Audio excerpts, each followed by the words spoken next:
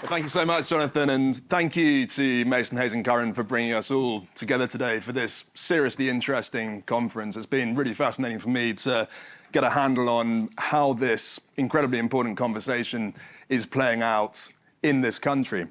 So my background is really as a foreign correspondent. I worked for the FT in South Africa and then in South Korea and then in India. And it was while I was in India that I started to realize that we in the media had been getting this story wrong. We'd been approaching it as a very separate subject from our core topics of what was happening in the economy and business, society and culture.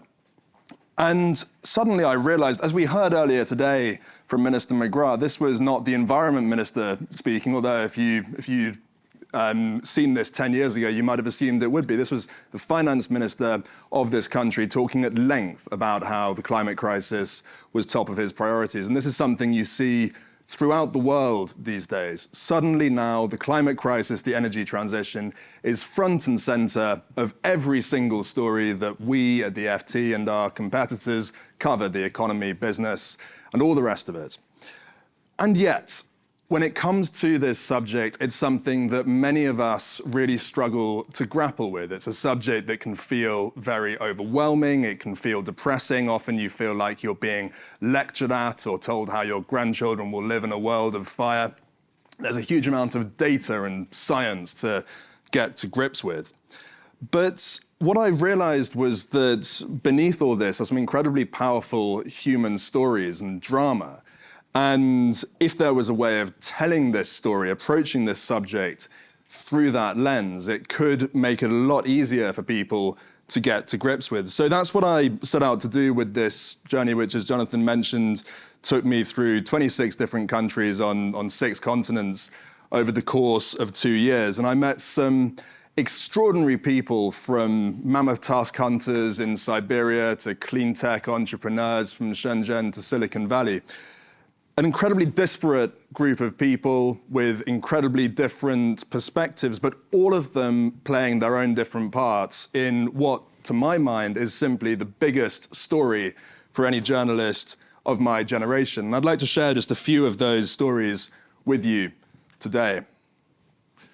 So when people ask me which of those 26 countries left the biggest impression on me, it's impossible to give an answer, really, but if I'm absolutely forced, I'll always end up saying Mongolia. It's an absolutely incredible country, different in terms of its culture and geography from any other in the world.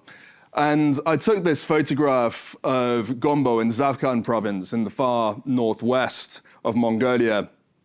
And Gombo is living in this way of life which really has changed very little since the days of Genghis Khan nearly 1,000 years ago. They rely heavily upon their herds of animals. They live in these traditional ger tents. But it's a way of life that is increasingly coming under threat thanks to what they call dzud. And this is one of the most counterintuitive effects of climate change. And it's something which really underscores what an incredibly dangerous and unpredictable game we as humanity are playing with the climate system upon which we all rely. So dzud refers to extremely severe winters. So extremely heavy snowfall, extreme fluctuations in temperature, which results in layers of ice forming over the grass, meaning that animals like this one are unable to break through to the grass beneath and are dying in their hundreds of thousands. Far from Mongolia in northeastern Ethiopia, in the hottest region of the world, I met another group of herders, including Ali Mohammed, who you see here on the left, who live in very difficult conditions, but it's conditions to which they adapted, and they've been living there for many centuries, again, relying on their herds of animals. And again, they are now almost entirely reliant on food handouts from the government and from charity due to extended drought and locust infestations, all linked with climate change.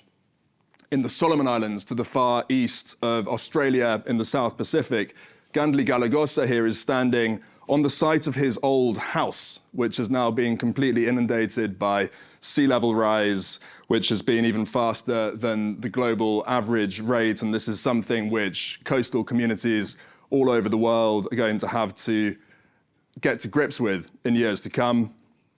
In Bangladesh, Morjina on the right is one of a huge number of people in the southwest of the country who have been forced from their homes due to increasing rates of salinity in the soil, which has been making it impossible to farm rice, which is something which, again, these communities have relied on for many, many years.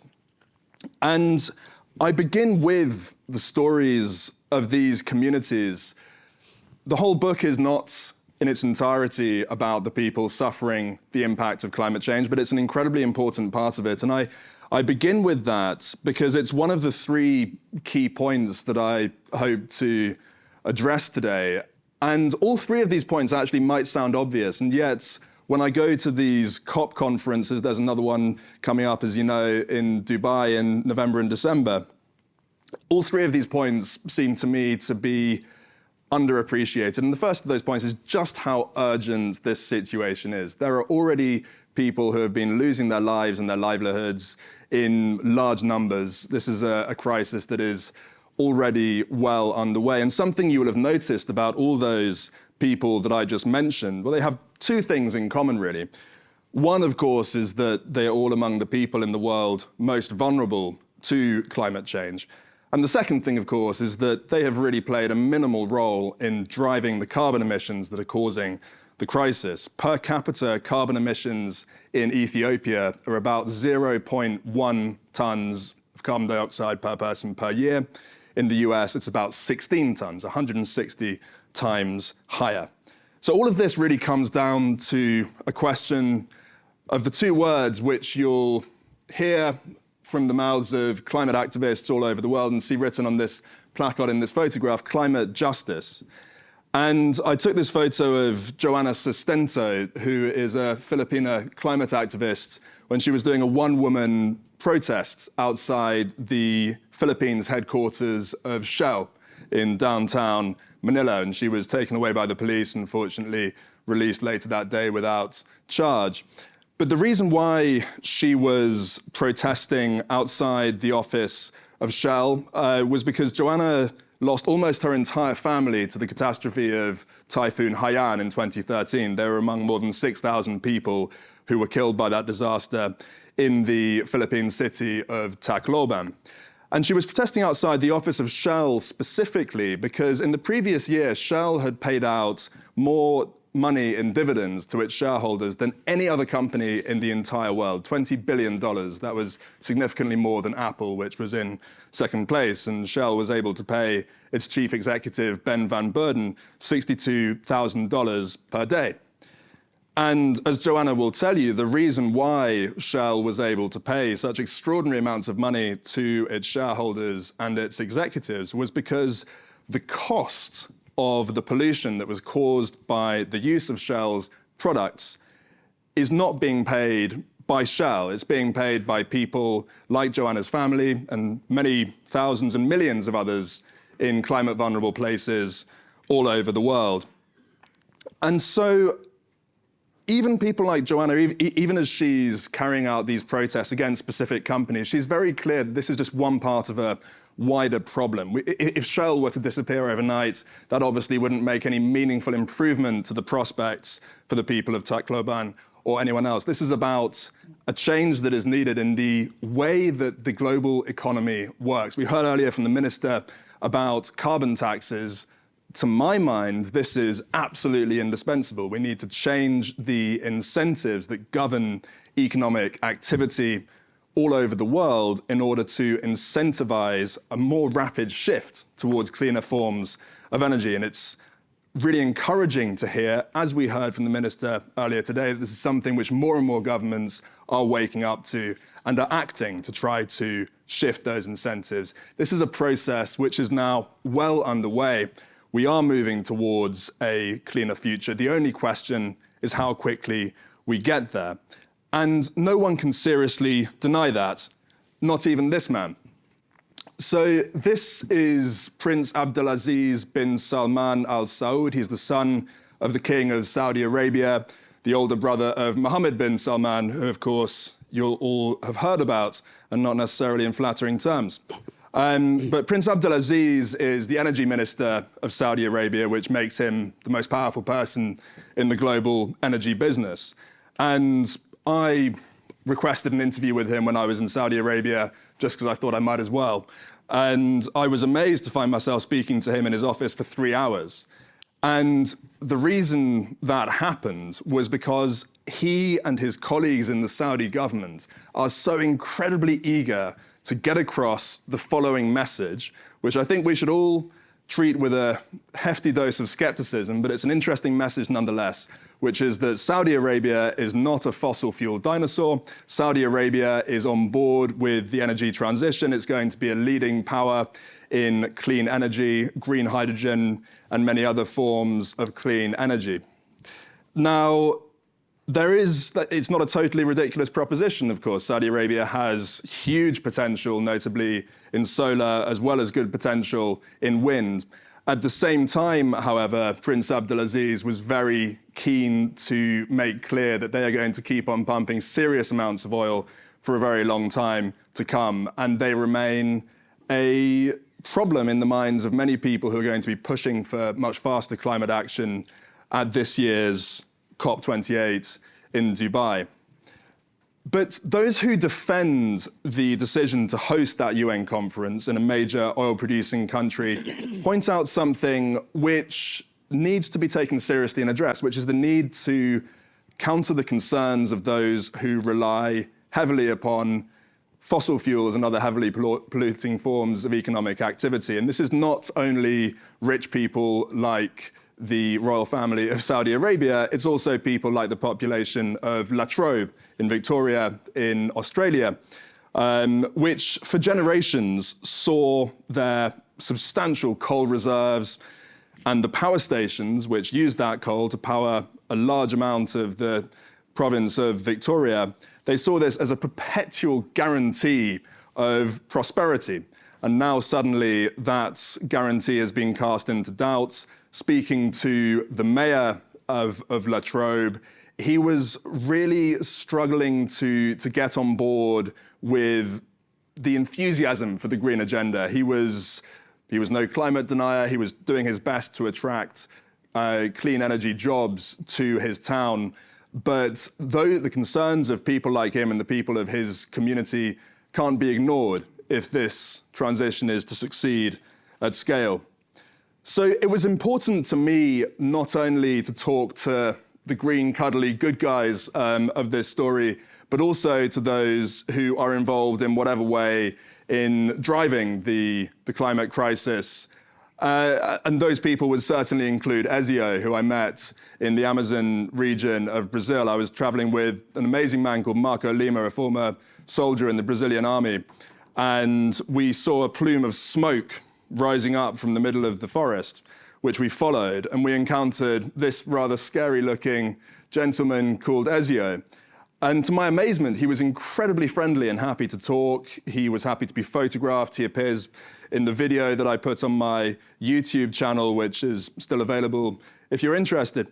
And that was just a sign to me of the level of impunity that has set in the Brazilian Amazon, especially under the rule of Jair Bolsonaro. Now under Lula, who has taken over, we're seeing more encouraging signs, but the problem has reached very severe levels. As people like these two gentlemen will tell you, Awapu and Tebu Uru Ewawau, who are part of a tribe that was completely uncontacted by the outside world until the 1980s. Now they've been having to fight back against the destruction of their forests by people who are driven by the enormous global market for beef. And this is another side of the climate crisis, which I think gets a decent amount of attention, but needs more. The food that we consume, in particular the meat industry, this is an incredibly powerful driver of deforestation and, of course, of carbon emissions. But this brings me to another part of the story, which I think is something that we should all be getting quite excited about, which is the role of technology, in particular from a new generation of disruptive startups in meeting these challenges. This is a man called Didier Toubia, and he's based in Rehovot in Israel, a tech hub in Israel. And he's building a company, he's the chief executive of a company called Aleph Farms, which is growing beef from cow cells in bioreactors.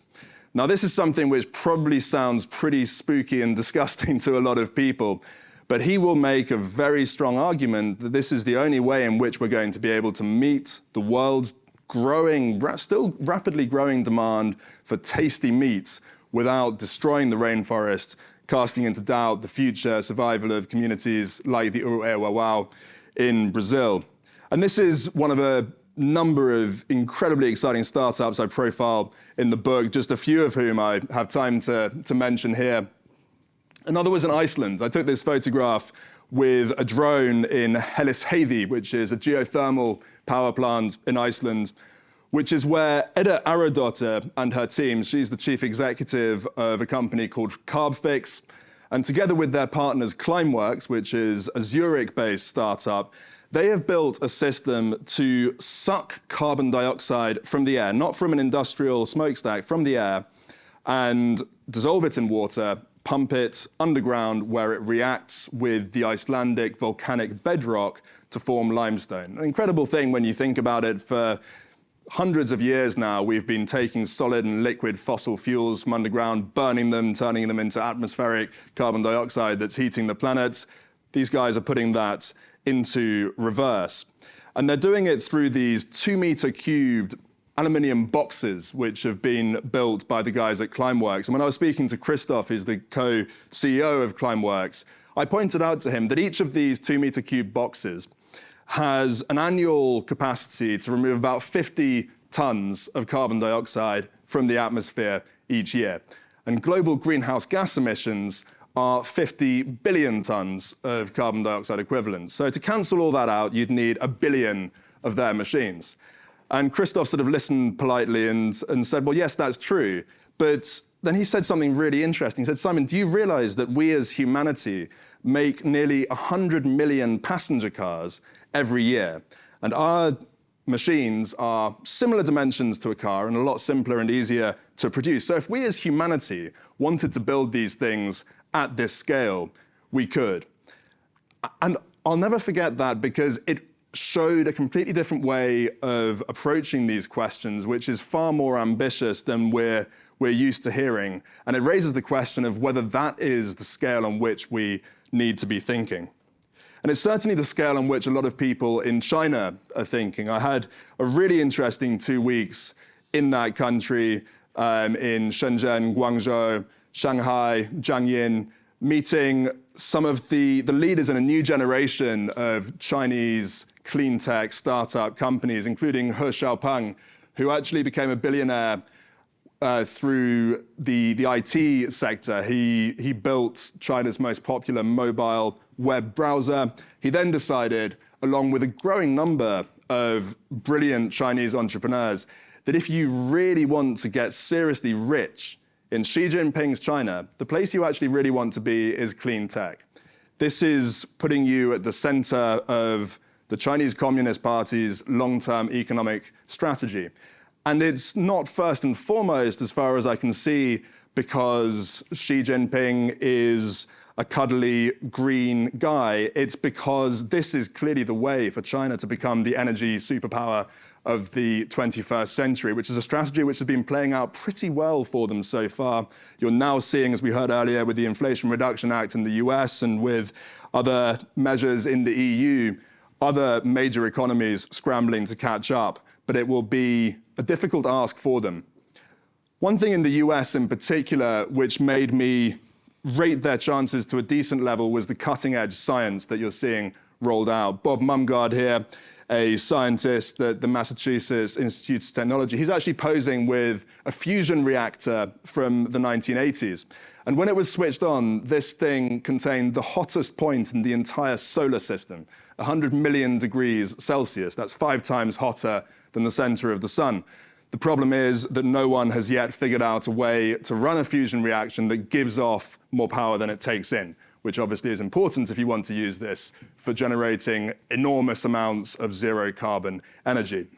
Bob, since I first visited him, has raised $2 billion in startup funding. He's now building an enormous prototype fusion reactor in the Massachusetts countryside, which I visited with him last summer, and we were walking around this site, and I suddenly said to him, and of course I'm a skeptical journalist, so I'm by no means buying into his idea that he's going to get this prototype up and running within the next 3 years or so, but I said, if you do hit your targets, if you do what you're saying you're going to do based on your computer modeling, he's adamant it's going to happen. I said, this is the spot where the age of fusion power will begin for humanity. And he just shrugged and said, yeah, I guess so. So again, this is the level of ambition with which some of these entrepreneurs are thinking. And this is the second key point that I want to get across. It's fashionable sometimes to be cynical about big ideas and skeptical about whether it's worth shooting for the stars in some of these respects. But there's some serious work going on here. And another thing that's interesting to see, a fusion power startup raising $2 billion. This stuff is new. You're now starting to see serious money from serious people flowing into this space.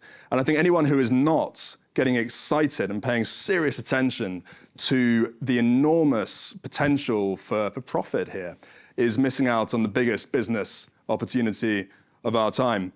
But I want to finish with a third point, which I think is no less important than the first two, which stems from my visit to the Democratic Republic of Congo.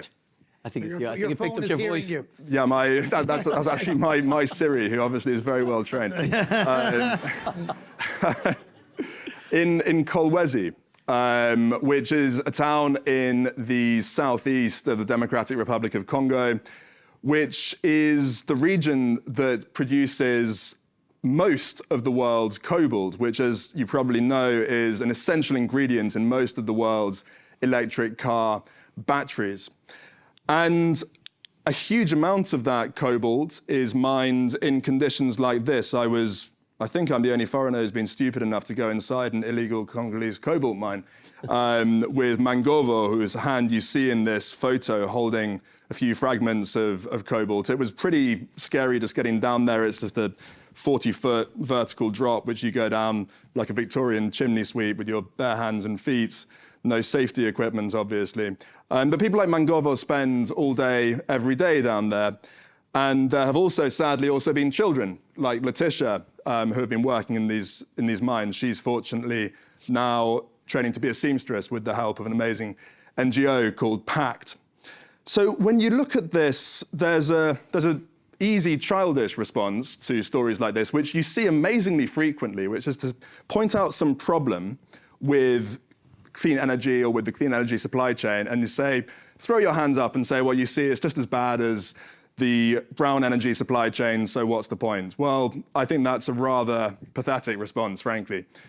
The correct response to this is really to take the third point, which really hit home to me during my research, which is how complicated these things are.